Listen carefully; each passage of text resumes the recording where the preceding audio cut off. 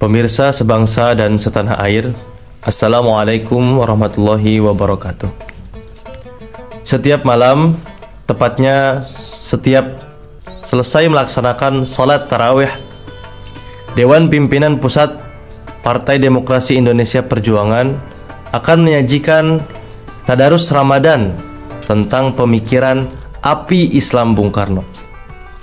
Bincang-bincang pemikiran api Islam Bung Karno ini akan disampaikan langsung oleh Kiai Haji Zuhairi Misrawi, Duta Besar Republik Indonesia untuk Tunisia. Malam hari ini kita akan membahas tentang keislaman dalam bingkai keindonesiaan. Bagaimana keagamaan itu bisa dimaknai sebagai agama yang berkebudayaan, sebuah agama yang bisa saling menopang moral para rakyat Indonesia. Telah hadir tengah-tengah kita Kiai Haji Zuhairi Misrawi, Duta Besar Republik Indonesia untuk Tunisia. Apa kabar, Gus? Alhamdulillah baik. Nah, gagasan Bung Karno, terutama pada pidato Bung Karno 1 Juni terkait dengan ketuhanan, ini menarik sekali, Gus, bagi saya.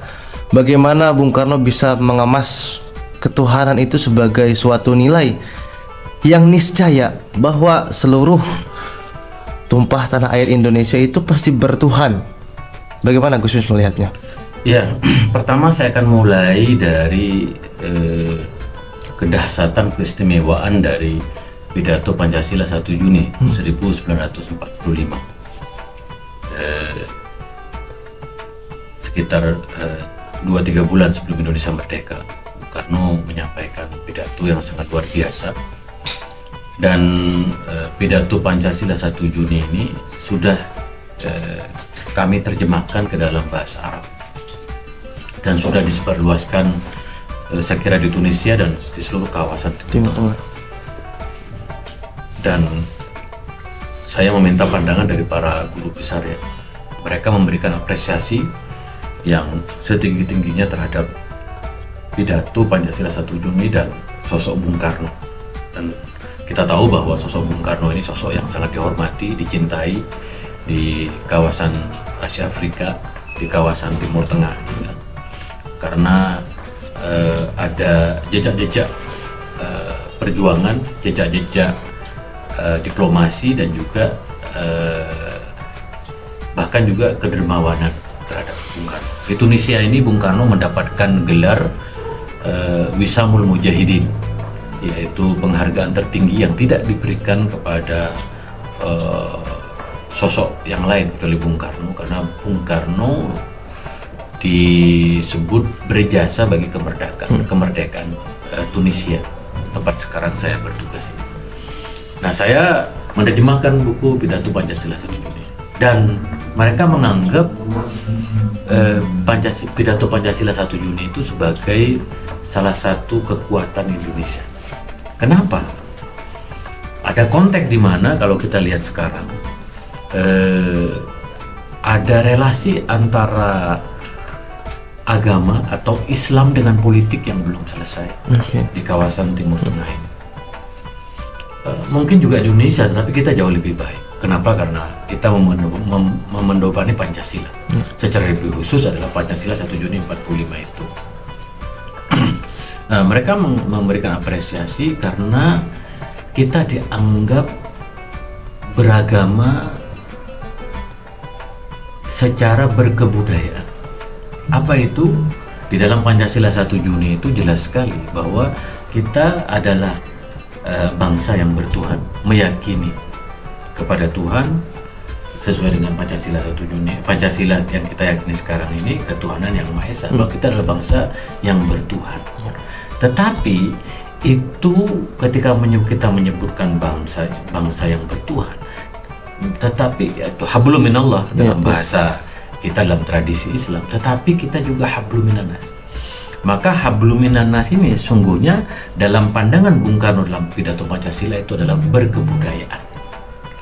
Bahwa kita, seperti kata Ibnu Khaldun dalam kitab Muqaddimah, ana al-insanu madaniyun bitamai. bahwa manusia itu makhluk yang berbudaya. Artinya apa?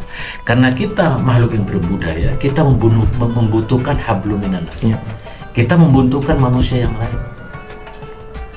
Dalam konteks kebangsaan, udah pasti kita memerlukan gotong royong.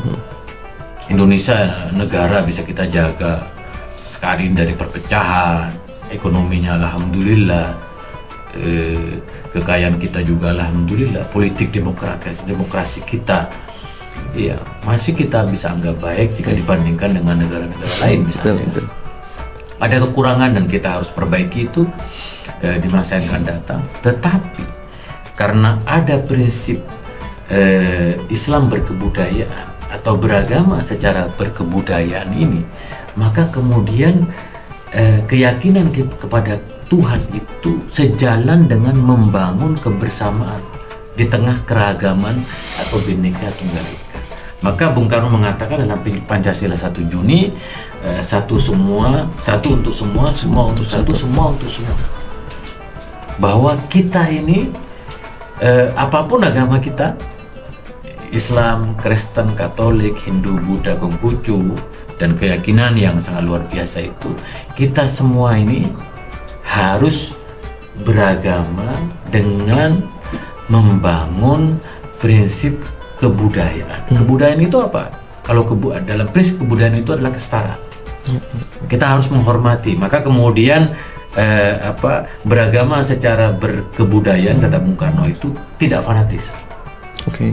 Bahwa ya kita bolehlah dalam ruang internom, di internal kita beragama, kita merasa yang lebih paling baik. Misalnya saya NU, bolehlah saya menganggap NU yang lebih baik.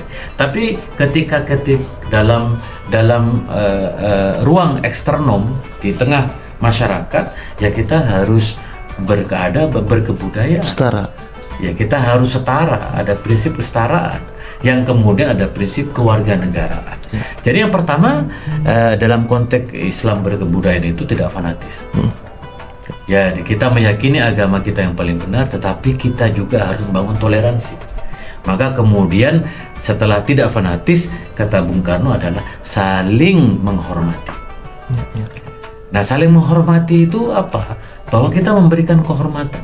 Dalam bahasa Al-Quran itu, lakum dinukum waliyadin. Agamamu agamamu, agamaku agamaku. Artinya kita menghormati perbedaan.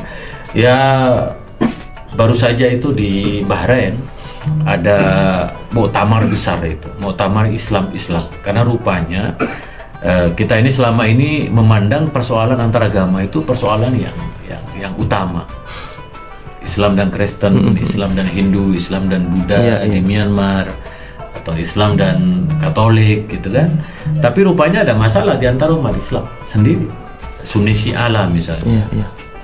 Misalnya juga ada, kita melihat ada komunitas Ahmadiyah misalnya kan. Maka kemudian diinisiasi di Bahrain pada bulan Februari, akhir Februari yang lalu, itu adalah dialog Islam bahwa kita di antara umat Islam ini harus saling menghormati. Bung Karno 1 Juni 45 sudah mengingatkan tidak boleh fanatis dan harus saling menghormati, memberikan penghormatan terhadap keyakinan dan paham orang yang berbeda dengannya, bahkan dalam satu agama. Yang kedua, yang ketiga, saling menghargai. Jadi kalau yang pertama itu respect, tapi menghargainya adalah celebration. Menghargai itu lebih tinggi daripada menghormati. Apa? Kita merayakan keragaman. Kita harus bisa bekerja sama. Maka beragama secara berkebudayaan itu intinya kepada kerjasama, kolaborasi. Ta'awanu 'alal birri wat taqwa. Bekerja sama dalam kebaikan dan ketakwaan. Bahwa setiap agama itu mengajarkan kebaikan, itu sudah pasti.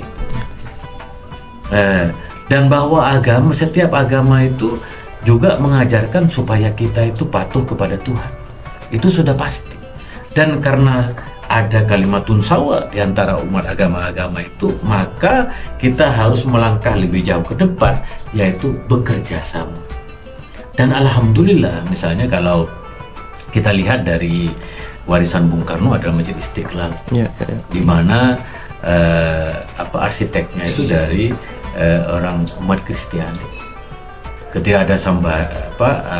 sayembara, yang menang itu arsiteknya dari umat Kristiani. Itu sudah Indonesia, itu beragama secara berkebudayaan. Lalu kemudian sekarang sudah dibuat jembatan toleransi yang menyambungkan antara Masjid Istiqlal dengan katedral, kebetulan berhadapan-hadapan. Bahkan kita melihat di banyak daerah, nggak usah jauh-jauh, misalnya di Pamekasan. Di Pamekasan itu antara Masjid Jami Syuhada dengan gereja Kristen kalau tidak salah berhadapan-hadapan. Itu bentuk beragama secara berkebudayaan, seperti yang disampaikan Bung Karno bahwa kita bertuhan, hablum minallah. Bangsa ini adalah bangsa yang punya hablum minallah. Semua bertuhan, semua beribadah kepada Tuhannya masing-masing. Tetapi tidak cukup, maka harus ada hablum minannas, harus ada teposolero antara satu umat dengan umat yang lain. Berdasarkan pandangan ini, beragama secara berkebudayaan atau berislam, karena kita dalam suasana Ramadan ini berislam secara berkebudayaan, kita itu sangat dihormati. Misalnya kalau dalam konteks diplomasi itu kita dipuji bahwa di Indonesia itu ada toleransi. Misalnya ketika melihat bagaimana misalnya Bali yang mayoritas Hindu, gitu di Bali. Tetapi kita melihat toleransi juga ada di Bali gitu.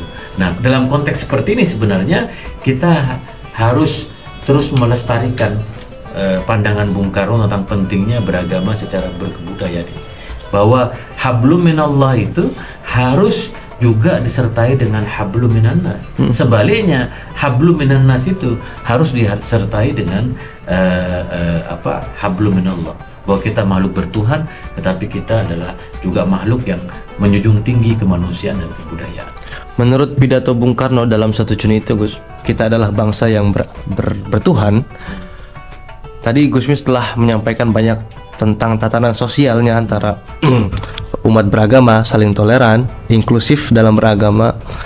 Nah, dalam tatanan konstitusinya, Gus, dalam tatanan kenegaraan, apakah beragama secara toleran, beragama secara inklusif itu mempunyai dampak terhadap ketatanegaraannya, Gus? Pasti, karena dalam konstitusi kita itu udah sangat maju. Karena negara kan berbicara dalam konteks kebebasan beragama. Kalau konstitusi kita mengatakan adalah kemerdekaan untuk memeluk agama dan keyakinan masing-masing. Jadi kita ini sebenarnya bangsa yang sangat maju. Bahkan jika dibandingkan dengan Eropa sekalipun, Indonesia dalam konstitusi dan praktek keberagamannya kita ini bangsa yang maju. Bisa bayangkan, gereja di Sumeneb itu, gereja Katolik di Sumeneb itu ada sejak tahun 1936. 9 tahun sebelum merdeka sudah ada gereja di Madura itu.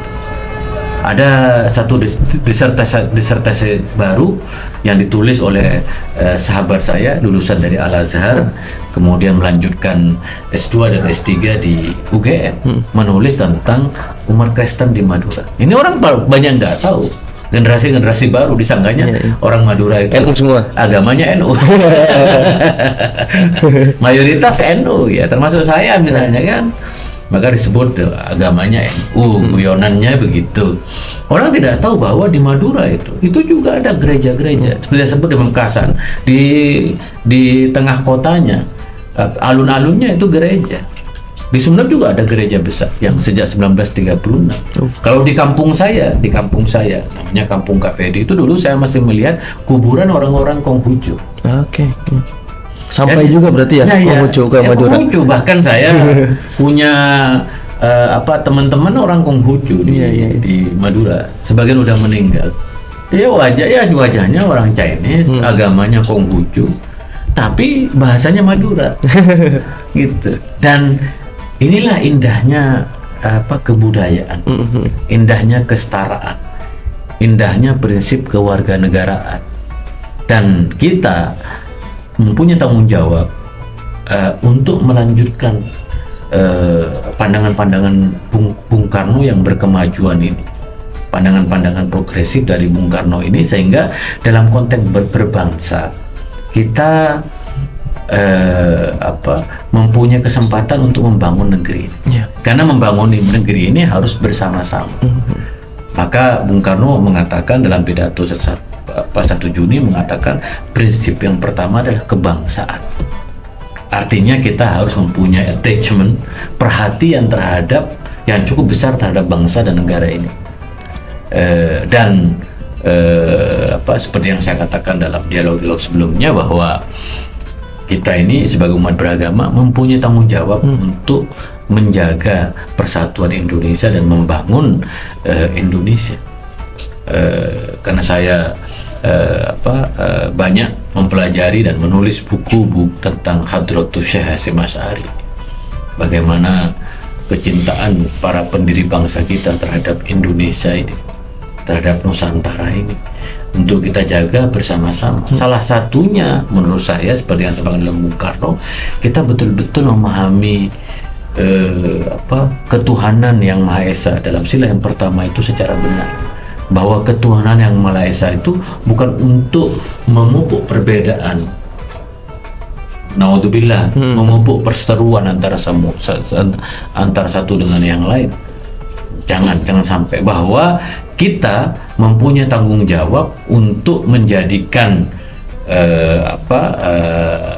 keragaman dalam konteks agama itu untuk meningkatkan kebudayaan kita. Bahwa kita semua itu adalah milik Allah, kita semua itu adalah ciptaan Tuhan, dan karena semua kita ini ciptaan Tuhan, kita harus memuliakan Tuhan.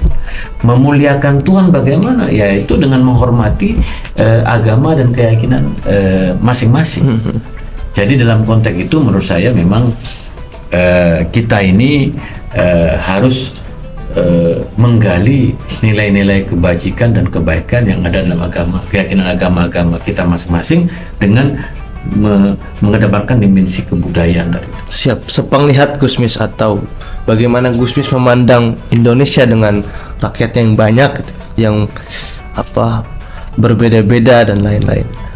Apakah sejauh ini kita bangsa Indonesia sudah beragama dengan berkebudayaan seperti yang diharapkan Bung Karno, Gus? Ya, jujur ya, sebagian besar saya melihat gagasan Bung Karno ini betul-betul membumi sebenarnya. Saya alhamdulillah udah keliling di banyak daerah di Indonesia. Tadi di kampung saya, bagaimana orang-orang Kristen dan Katolik itu. Bahkan saya sejak kecil itu kalau mau jalan-jalan ingin melihat wihara tidak jauh dari kampung saya, sekitar 10 km. Itu menjadi tempat wisata, ingin melihat wihara di daerah Tampak Siring, sekitar 10 meter dari kampung saya. Jadi ya merayakan, ingin jalan-jalan ke Tampak Siring gitu, bersahabat dengan banyak teman-teman dari umat Kristiani. Itu umat Kristiani, kita punya budaya saling silaturahim. Nah, ini kan biasanya nanti ketika bulan Ramadan atau di masa Ramadan ini kita melihat gereja-gereja itu juga menyediakan tempat takjil untuk buka puasa. Gitu. Ketika Natalan, gereja-gereja dijaga oleh orang-orang bansernya, Barisan Serbaguna Ansor misalnya, kan itu terjadi. Saling silaturahim, saling menjaga antara satu dengan yang lain gitu. Tetapi juga ada tantangan, harus diakui, misalnya politik identitas, politisasi agama. Ini menjadi tantangan global yang sangat serius. Bagaimana naiknya kelompok-kelompok kanan sekarang di konteks global misalnya. Bagaimana kita melihat Donald Trump dalam kampanyenya, kita juga harus melihat itu, karena apa yang terjadi di luar itu banyak membawa pengaruh terhadap apa yang terjadi, apalagi dengan era media sosial sekarang. Itu orang ingin menonjolkan, dalam bahasa Bung Karno itu egoismenya. Jadi egoisme dalam beragama, ingin membenarkan keyakinannya dan menyalahkan keyakinan orang lain. Tantangan itu ada setelah kita reformasi, catatannya banyak, intoleransi banyak sekali. Itu tidak bisa kita abaikan. Tetapi sesungguhnya kita sudah punya jalan keluarnya, yaitu beragama secara berkebudayaan itu, hablum minan nas itu. Betul-betul kita meneguhkan kesetaraan, meneguhkan kewarganegaraan, meneguhkan kebersamaan. Saya pernah punya sahabat sudah meninggal dari umat Katolik. Ketika sahabat saya ini meninggal, saya takziah di daerah Jogja waktu itu. Ya, saya takziah, dan itu tradisi dari bangsa kita. Saya takziah melihat rumahnya itu berada di depan musola. Setiap 5 waktu sehari dengar azan tuh ya. Dengar azan. Jadi satu komplek di tengah-tengahnya itu, dan ketika dia meninggal yang Katolik ini, itu masjid itu tetap mengaji, mendoakan umat yang Katolik ini. Saya bertanya, ini bagaimana? Ini sudah dari nenek moyang turun-temurun. Bagaimana berkebudayaan, beragama secara berkebudayaan itu menjadi ciri khas dalam kehidupan kita berbangsa dan menegara. Maka kemudian Bung Karno menegaskan dalam pidato Pancasila 1 Juni, ini harus menjadi satu prinsip dari laku hidup kita untuk menjaga Indonesia ini tetap rukun, tetap harmonis, tetap toleran, satu dengan yang lain bergandengan tangan, yang kaya membantu yang miskin, yang kuat membantu yang lemah. Kebersamaan inilah, ini kan intinya hablum minallah, hablum minan nas. Nah, pada bulan Ramadan ini kan kita lihat, alhamdulillah bulan Ramadan ini bulan yang dimana kita mengajar, selain kita beribadah dengan puasa, dengan itikaf, dengan tarawihnya, tetapi mengajarkan kita itu peduli terhadap sesama. Di pada bulan Ramadan ini alhamdulillah kepedulian terhadap sesama melalui zakat.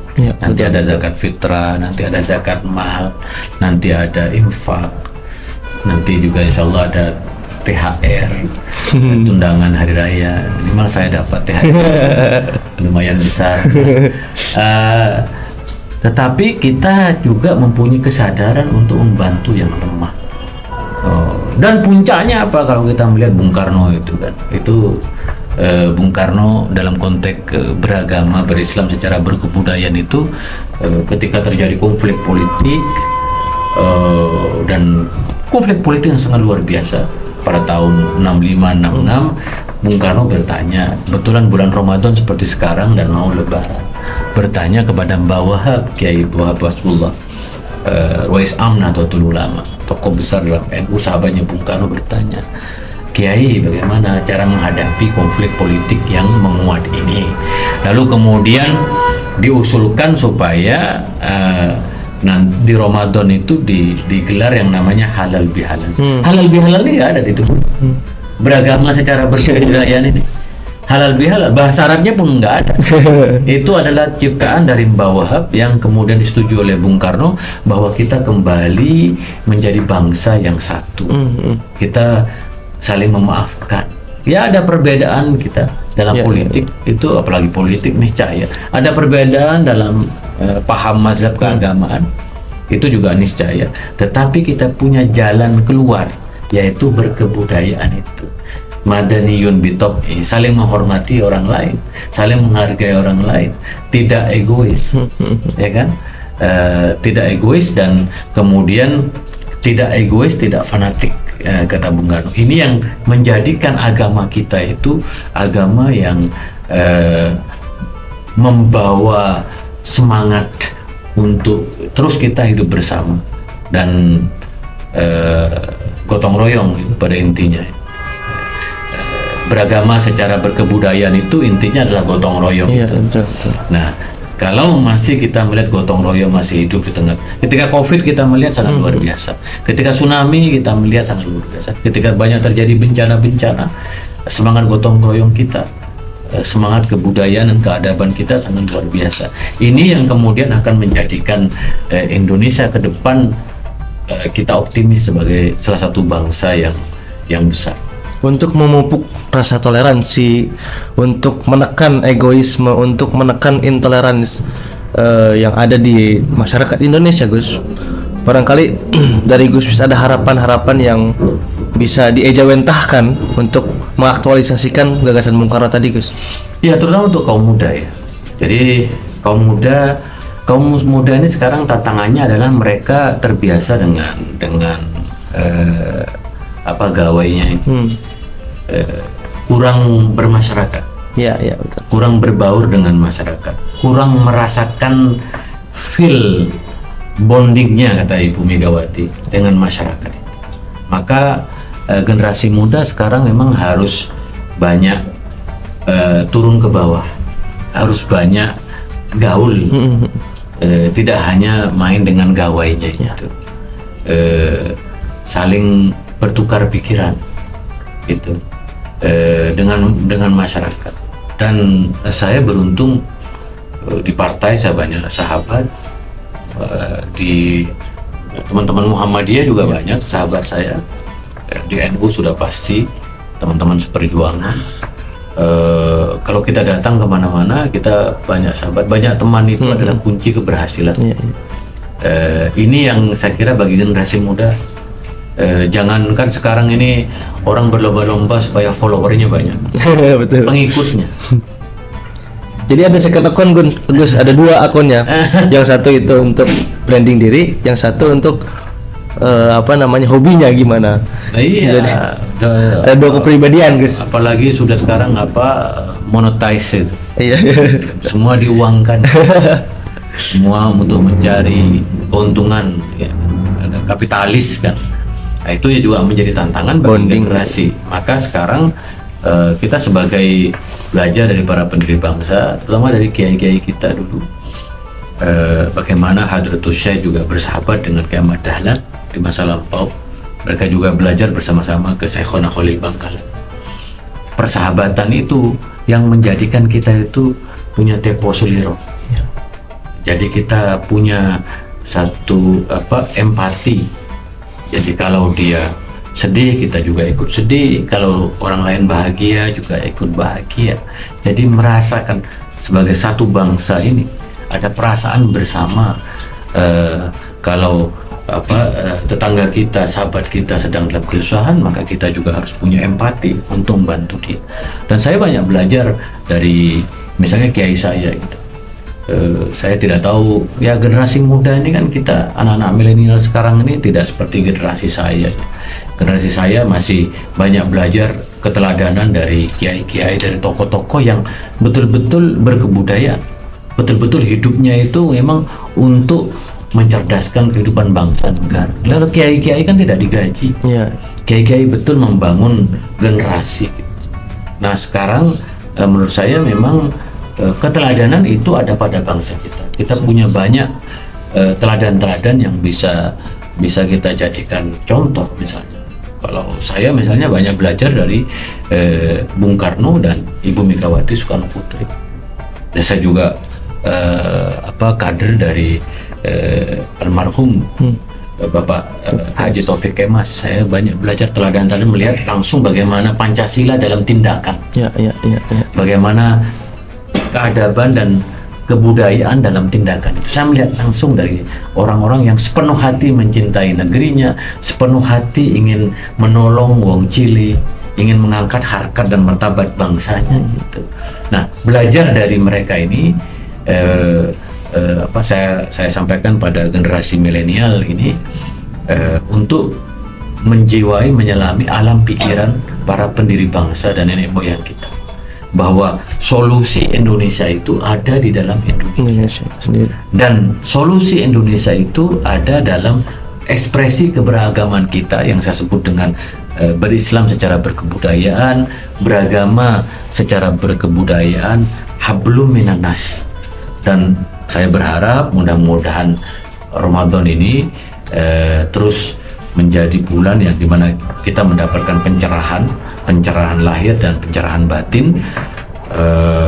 Dan Presiden Kais Saied, kebetulan saya berjumpa dalam sholat tarawih dengan Presiden Tunisia, ya mengatakan mudah-mudahan Ramadan ini menjadi tazkiyatun nufus wa riyadatuha wasalam, membersihkan jiwa-jiwa kita menjadi olah batin, yang kemudian puncaknya itu adalah Idul Fitri. Idul Fitri itu intinya ya kita kembali ke fitrah makhluk yang bahwa kita tuh membutuhkan yang lain, bahwa kita harus bersama-sama untuk menjadikan hidup ini lebih baik.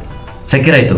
Terima kasih banyak Gus Mis untuk waktunya untuk episode kali ini. Saya kira dicukupkan dulu Gus untuk episode kali ini. Rekan-rekan sebangsa dan setanah air, kita cukupkan dulu pembicaraan kita terkait dengan Islam yang berkebudayaan. Semoga di Ramadan kali ini menjadi masa kita untuk latihan, untuk kita saling mengintrospeksi diri, saling kita untuk belajar beragama yang lebih arif dan juga bijaksana, sehingga bisa menciptakan Indonesia yang harmonis dan juga rukun. Terima kasih banyak. Wassalamualaikum warahmatullahi wabarakatuh. Salam Pancasila, merdeka. Merdeka.